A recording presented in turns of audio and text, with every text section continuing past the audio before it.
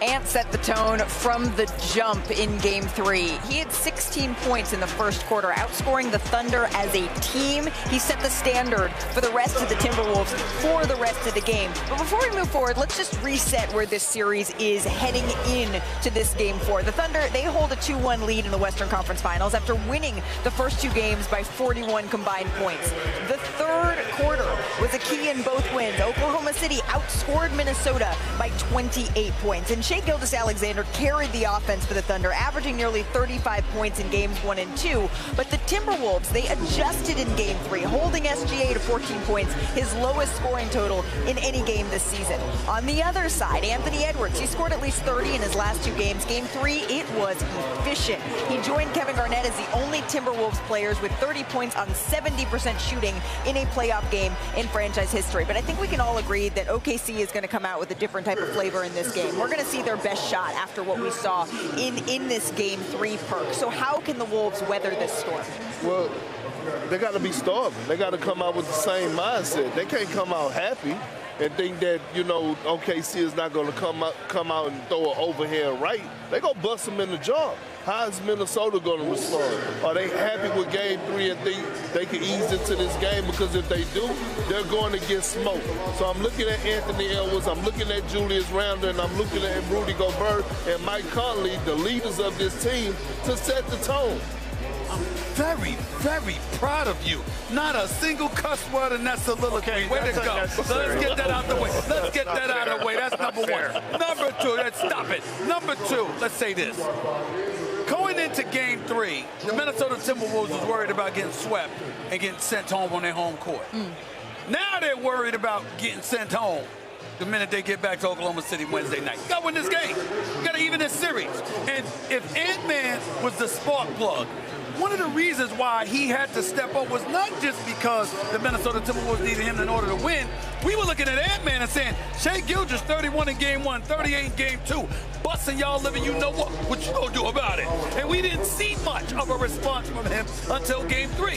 So he had to answer the call as an individual with that personal pride that sat up there and said, yo, I am a bona fide superstar in this league. Right. Let me show you why I am that dude. And that's what he did in Game 3, and that's what he's going to have to do tonight. And for them to win the series, he's going to have to keep doing it. Right. He can't just do it one game. He can't just do it two. If you're talking about going to the finals, it's going to take 4 of those. He's done 1. He didn't do it in Oklahoma City. Anthony Edwards scored a lot of points in Game 2, but he took a lot of shots. Right. 26 shots. That's 70% efficiency that you talked about. That's how they got that win in Game 3. And if you're looking at these teams, neither of these teams have been to the finals, okay? You know you took a team that hadn't been there. In the back of their minds, they're all wondering, can we get there? Can we do this? It's an emotional series. I think that's why we've seen these wild swings of scores. Interesting. Neither of these teams have walked in the path of going to the finals or winning a championship. There's an emotional thing to this, and that's what's fascinating about this series. It's going to settle, and I think it settles tonight. It's going to be a close game. Well, also for Anthony Edwards, it's not just the points that he scored. You challenged him defensively. You wanted to see him guard their best player. He took that challenge and applied it across the board here. Coach, how did he do that? Well, he knew what time it was. They're down 0-2. They can't go down 0-3. And he set the tone early, and his teammates, they got confidence off of his performance, outscoring the Thunder by himself in the first quarter. And here's 4 examples that kind of show why and how he took the game over early. Catch and shoot, they set great screens to get him open. All he needs is a little bit of separation. What I loved about this clip, this is a 50-50 ball. Who wants it? Anthony Edwards outworks everybody on the Thunder, gets them out in transition for an easy 2. Needs more of that. High pick and roll. Hartenstein's down the floor. One of the best pull-up three-point shooters in the game. And my favorite clip on this edit, defensively, attacking the ball. It's not just about scoring. Can you impose your will on both ends? Anthony Edwards did that.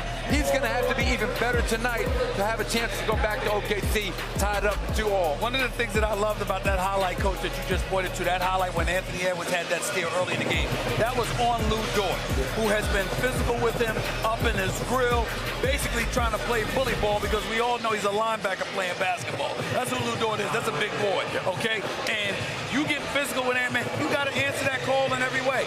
And I thought that he took the ball by the horn, and that's exactly what he did in Game 3. So how can you replicate that starving mentality that Anthony Edwards clearly had, knowing that your back is against the wall? Well, you know you played. When your best player plays that kind of defense, everybody else is looking around and going, it's contagious. We better do that too. Contagious. And sometimes the best player doesn't do that. But when he does, it elevates, like you said, it's contagious and it levels everybody up defensively. Well, I'm telling you, offensively, tonight, he's going to need the others more than ever. Because the Thunder, they're going to throw all the bodies at Anthony Edwards defensively. When I say all, he's probably going to see 5 people. And that's what the Oklahoma City Thunder should do. That's a prideful group, a bunch of dogs, resilient. They're going to come out there and they're going to put their primary focus on stopping the head of the Throughout the postseason, they shot about 32% on pull-up jumpers, Minnesota. This last game, they shot better than 50%. They put the ball on the floor, was willing to attack. Can they do that tonight? We'll see. And that's going to be... And they made shots and they missed shots. But the other 2 are first. And then on top of this, they had a great night, we had a bad night. So it's like 40. But if we like take care of these, we can still lose because of this night. But it doesn't look like this, you know?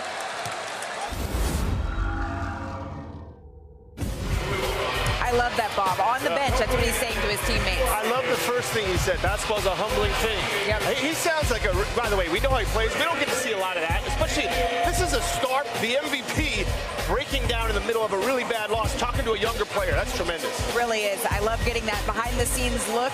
Fans are getting ready. Teams are going to run out and take the floor for Game 4 right after this. Very touchable, damn it. I mean, listen, last game, I thought they were on the verge against swept. I didn't see that coming. I didn't see the crowd being as noisy as they ended up being. They shocked the living hell out of me. It was like they waited until tip-off time, and then all of a sudden, they want to sit down in a roar. I was like, okay, all right, y'all caught me off guard here. Not tonight. I think Ant-Man replicates his performance in Game 3. I think the troops follow suit. I think it's a tighter game, but Minnesota pulls this out. Why you got to go with the damn it after the Minnesota pick? I'm going Minnesota Heroes, damn it. Doesn't have to be damn it. Are you? Minnesota. Are you going I'm with saying Minnesota? OKC. Okay. Without the other part. I'm just going OKC. That's who I think is going to win this game. They're upset. You said it. They're upset. And Minnesota feels pretty good. Maybe all right, good. Mr. Hub. They are upset. They are upset, and they feel like, well, they got punked in game 3 by the Minnesota Timberwolves. They kind of did. I'm going with Oklahoma City. They're going to respond. SGA is going to respond. That defense is going to be all over the place, and watch out for the specialist, Alex Caruso. Watch out for him. What's he going to do? What he's been doing all series, all playoffs, being a disruptor, the unsung hero. He's going to play a major part in this game tonight. He's going to help the Thunder get this victory. Coach, if you're the Minnesota Timberwolves in this one, you've heard Anthony Edwards say it. He said it to Lisa Salters in that walk-off interview we played several times over the course of this game. We have to see what the Thunder bring in this next one. We know it's going to be a good, we know that they're going to bring their best. What are you saying to your group as they're about to take the floor right now? Understand why you win. I learned that many years ago from Jeff Van Gundy. In the NBA, you have to understand why you win and why you lose. They won Game 3 because they took care of the basketball. They got their bench going, and Julius Randle was a grown-ass man in that game. He showed up, he showed out, and he's got to support Anthony Edwards, who we know what he's going to do tonight. Can Julius Randle be the same player he was in Game 3? It flowed, this cuss word flowed so Yeah, what are you guys doing? Which is what you don't do. As long as you're not saying it, because you said you don't need that problem. You don't need that problem. And the substance wasn't lost. And the the substance was importance not of lost. Julius Randle. Way to go, Coach. That's what I'm talking about. As the Oklahoma City Thunder getting set here to take the floor in this all-important Game 4. But what you said was also important, Coach, that Julius Randle needs to be a player that continues what we saw in Game 3. And when he's efficient offensively, Malika, it does something for him. All of a sudden, you don't see him getting down. He's not making ill-advised plays. He's locked in. But it is predicated on his efficiency offensively. When he's efficient offensively, he takes his total game to another level. When he's not, he doesn't. One could argue that he's been their best player this postseason. He's had a phenomenal playoff. Consistently. He has also been the tower to their cell phone. When he's on, that signal is strong. When that tower is down, their signal is not so good. They can't afford that tower to be down anymore. Like you said, Stephen A., if he doesn't show up, they're not going to win the game. I just don't see how they win. They lose this game, you go back to Oklahoma City, down 3-1. That's probably the end of the story. And that's why I'm challenging Chet Holmgren right now. This your hometown. right? You're the X factor for this team. If it's a big three, it's SGA, Jalen Williams, and then it's Chet Holmgren. High expectations. Have y'all noticed that Perk brought up the cell phone issue? This is the second game in a row. Yeah, he brought that up. No wonder we can't find him. No wonder we can't find him. When we're looking for him, we can't ever find him. That's why the tower's down. You're right. His tower's down all the time. You need a new time. Your tower's down.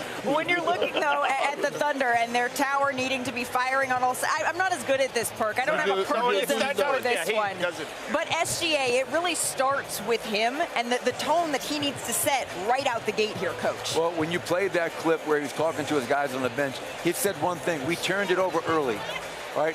They had 6 turnovers in the first quarter for 11 Minnesota points. That starts with Shea being in attack mode, and they cannot give up 23s tonight and 143 points. Their #1 defense all year has to get back to defending at a high level, and that'll fuel their break. Well, I may have underestimated this crowd because they're already booing. I forgot that every single time SGA touched the ball in that game 3, they booed him loudly and consistently, even when they got up by double digits and the game was over. They booed SGA. Where was that coming from? Where was that coming from? No idea. Where was that coming from? I think it's loyalty to their guy, to their city. When Anthony Edwards went to the free throw line, they chanted MVP. They want to show love and respect to their superstar, even knowing what SGA brings to the table. That's right, and it worked in game 3. It will not work in game 4. Shea Gilgeous-Alexander is going to show up. You're right. Look, he had the worst game of the year, I think. The lowest scoring total. You could definitely make an argument for that. He's not going to do that again. He's a competitor. He'll show up. Question is, what else is that guy right there we're looking at? He'll be there. He'll be here tonight. The rest of it, we'll see.